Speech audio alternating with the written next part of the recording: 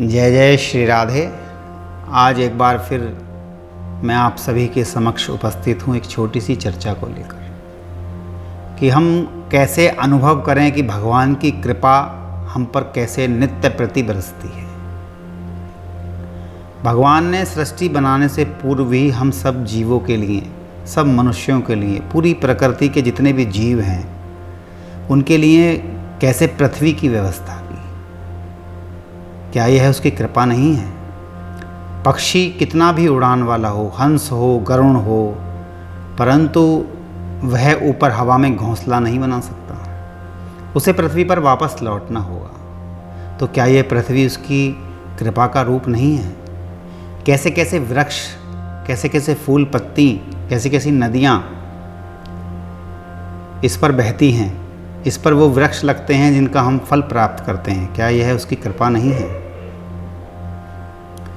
उसकी कृपा को हमें सिर्फ समझने की आवश्यकता है कि किस किस पग पग पर किस किस प्रकार हमें वो अपनी कृपा से नवाजता है। शायद हम इसका अंदाज़ा नहीं लगाते क्योंकि हमें बहुत आसानी से सब चीज़ सुलभ हो जाती है। ये नदियाँ, नदियों का पानी, कुएं, तालाब, क्या हमें उसकी कृपा महसूस नहीं कराते? यदि हमें एक दिन भी जीवन में पानी ना मिले तो क्या हम जी सकेंगे?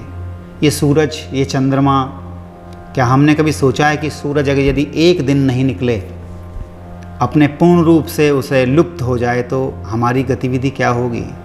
शायद हमें सांस नहीं आएगी, शायद हम मर जाएंगे। किस प्रकार हवा हमें ऑक्सीजन प्रदान करती है, किस प्रकार हवा हमें सांस देती है।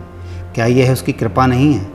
मैं तो उसकी कृपा को देख करके अचंभित हो जाता हूँ कि इतनी भारी मात्रा में पूरे जगत के, संपूर्ण जगत के कारक ने हमें कितनी कृपा प्रदान की और कदम कदम पर की है। पर शायद हम उसका अनुभव नहीं करते।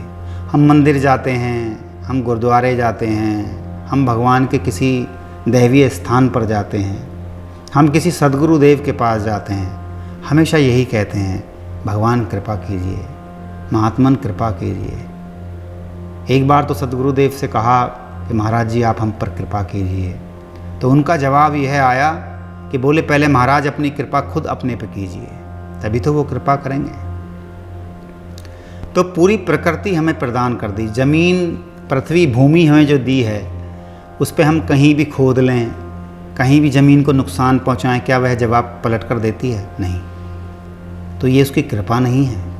अपने सीने को चीर कर हमें फसल देती है।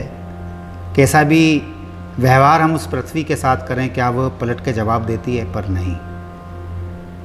वृक्ष, फल फूल आदि, हम किसी भी प्रकार वृक्ष से फूल तोड़ लें, फल तोड़ लें, क्या वह हमें मना करते हैं? नहीं।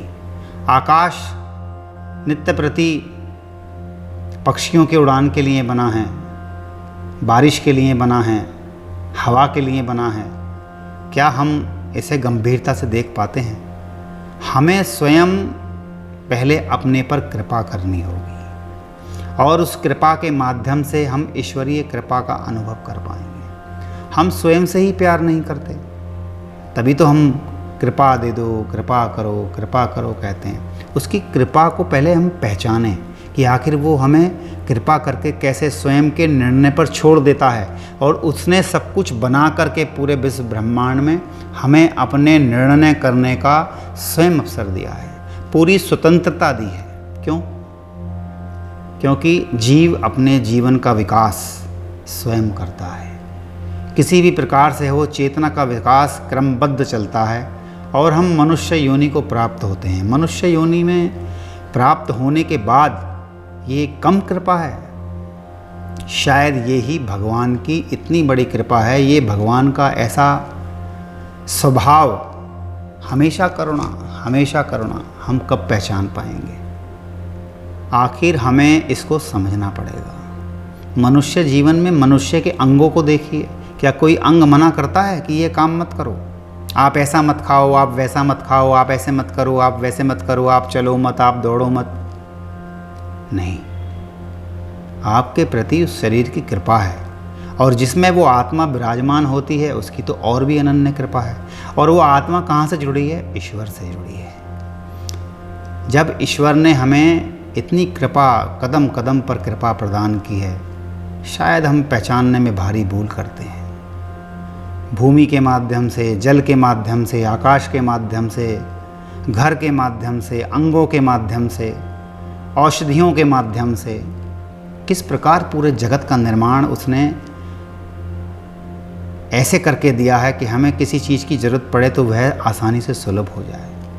परंतु हम एक भिखारी की तरह अगर मांगनी है तो उसकी कृपा उस रूप में माने कि भगवान आप हमें दर्शन दें, भगवान आप हमें अपने निज स्थान पर रखें, भगवान आप हमें अपने धाम में रखें।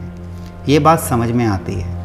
सुबह को निकलेंगे, भगवान के मंदिर में हाथ जोड़ेंगे घर के और कहेंगे कि शाम तक हमें, अरे तुम सिर्फ भौतिक चीज़ के मांगने का जरिया ही केवल भगवान है क्या? नहीं। तो इसलिए हमें पहले स्वयं पे कृपा करनी होती है। हम अच्छे अच्छे आचरण करें, अच्छे विचार मन में लाएं, अच्छी अच्छी गति प्रदान करें, साधु महात्माओं की सेवा करें, धाम में जाकर सेवा करें, साधुओं की पंगत कराएं। और भी किसी बच्चे को यदि पढ़ाई मौसर नहीं है तो उसकी पढ़ाई का पैसा खर्च करें, किसी को अन्न दान दें। जब उसने हमें देने लायक बनाया है, उसने हम पे इतनी अनंत कृपा करी है, तो हम भी नीचे वाले स्थिति के जो जीव जंतु हैं, जो मनुष्य हैं, उन पे भी उसकी कृपा समझ के हमें उन पे ध्यान देना चाहिए। इसलिए कृपा बड़ी भारी मात्रा में हमें प्रदान है। पता नहीं क्यों हम फिर भी परेशान हैं। क्या हमारे इस 1.5 इंची के दिमाग में कोई बात ठहर पाती है? क्या हम रुक पाते हैं? हम हर चीज़ की भागा दौड़ी में लगे हैं और उसके बावजूद भी हम, भगवान हम पे कृपा करना, शाम तक मेरा ये काम बन जाए, हम सिर्फ भौतिक चीज़ों का मांग, और वो भी उस ईश्वर सत्ता से जिसने हमें मनुष्य जन्म प्रदान करने के बाद ऐसा समझो कि सब कुछ दे दिया, फिर हम क्यों उससे डिमांड करते हैं? आखिर क्या वजह है? क्योंकि हम हर भांति, हर स्थिति में अतृप्त हैं। हम उस कस्तूरी के मृग की भांति हैं जो शायद अपनी सुगंध को नहीं पहचानता।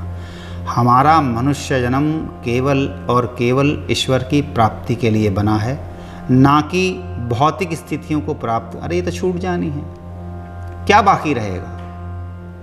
एक मुट्ठी भर राख भी ज़मीन पर रह जाएगी, हाथ कुछ नहीं आएगा। इसलिए उसकी कृपा का अनुभव करें, प्रकृति के माध्यम से, पेड़ पौधों के माध्यम से, पशु पक्षियों के माध्यम से, उसकी सहायता के माध्यम से। यदि कोई जीव भी हमारी सहायता कर जाता है तो ये उसकी कृपा मानिए। एक गांव में पिता और पुत्र रहते थे। पता चला कि राजा ने ऐलान किया है कि भाई जो भी कोई जवान बच्चा घर में होगा उसे सेना में भर्ती किया जाएगा। इत्तेफाक से वो बच्चा गिर पड़ा और उसके पैर की हड्डी टूट गई। तो अड़ोसी पड़ोसियों ने कहा, अरे भगवान ने कैसी निर्दयी घटना घटाई है कि आपके बच्चे की हड्डी टूट गई। तब उस पिता ने कहा कि ये भगवान की कृपा है। तो वो लोग हंस पड़े, ये भी कोई कृपा का माध्यम है कि चोट लग जाना। लेकिन जब वो सैनिक उस घर पे पहुँचे तो देखा कि उस लड़के की हड्डी टूटी हुई है और वो उसने सेना में भर्ती करने से मना कर दिया। जब बाद में फिर अड़ोसी पड़ोसी हक्के बक्के आए, अरे ये तो वास्तव में आपने सही कहा था। एक बार उसके पास घोड़ा था, वो घोड़ा कहीं जंगल में भाग गया। पड़ोसी फिर आए, फिर बोले, अरे आपके साथ तो बहुत बड़ी दुर्घटना घटी, आपके पास तो कुछ और भी नहीं है उस घोड़े के साधन के अलावा। तो उन्होंने कहा कि ये भगवान की कृपा ही है, हमारा क्या है। पता चला कि 5 दिन बाद वो 4 घोड़े लेकर के उनका घोड़ा वापस आया। आज वो 5 घोड़ों के मालिक हो गए। कहाँ वो 1 घोड़े और जरा सी ज़मीन के मालिक थे। उस आदमी को कितना भरोसा है उसकी कृपा पे, यही हम अपने जीवन में ढालना चाहिए और उसकी कृपा मनानी चाहिए। उसे धन्यवाद प्रदान करना चाहिए कि उसने हम पे मनुष्य जन्म देने के पर जो कृपा की है वह भारी कृपा है। इसी छोटी चर्चा के साथ मैं आपसे सभी से विदा लेता हूँ। जय जय श्री राधे।